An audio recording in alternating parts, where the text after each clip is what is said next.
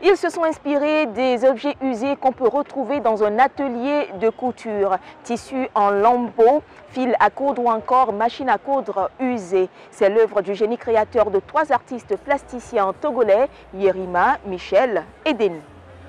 Des tissus en lambeaux coupés en petits morceaux. On les retrouve un peu partout sur ces toiles, à l'exemple de ce tableau qui rend hommage aux créateurs et designers. Des toiles présentées au public durant la semaine de la mode au Togocom Fimo 228, édition 2023. Ces toiles forcent l'admiration les unes comme les autres. Je ne peux pas dire qu'un seul tableau m'a parlé. Voilà, donc il y a un tableau où il y a eu beaucoup de patchwork de pagne, on sent qu'il y a un travail de découpe, d'assemblage. Il y a un autre tableau où l'artiste a fait carrément un bouquet de fleurs avec des découpes de pagne. Il y a un tableau où il y a une dame avec un foulard en pagne bleue qui est assise dans une posture qui rappelle vraiment la force de la femme africaine.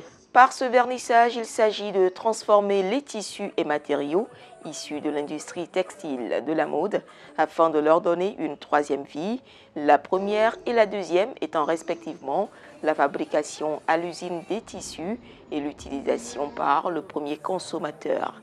L'initiative est de Togocom Fimo 228 engagé pour la protection de l'environnement. Il faut protéger l'environnement par tout moyen, à tous les étages. Et nous, au niveau de la mode, au Togocom Fimo 228, nous nous sommes également engagés à avoir des comportements responsables pour protéger l'environnement dans la production des œuvres et des tenues. Artiste plasticienne, Rukeya Yerima a laissé parler son cœur en confectionnant ses tableaux. Je vois de la fierté dans les yeux des gens, donc automatiquement je suis contente, je suis fière de ce que j'ai fait. Pour les responsables du Festival international de la mode Togocom Fimo 228, une partie des fonds issus de la vente de ces toiles sera attribuée à une œuvre caritative. Déjà, les tableaux sont vraiment magnifiques, les artistes ont vraiment travaillé, sont très talentueux. Donc maintenant, on va les encourager à les acheter pour qu'elles puissent aussi continuer de vivre de leur métier et pour que la mode africaine ou la mode togolaise puisse avancer de plus, que c'est notre but.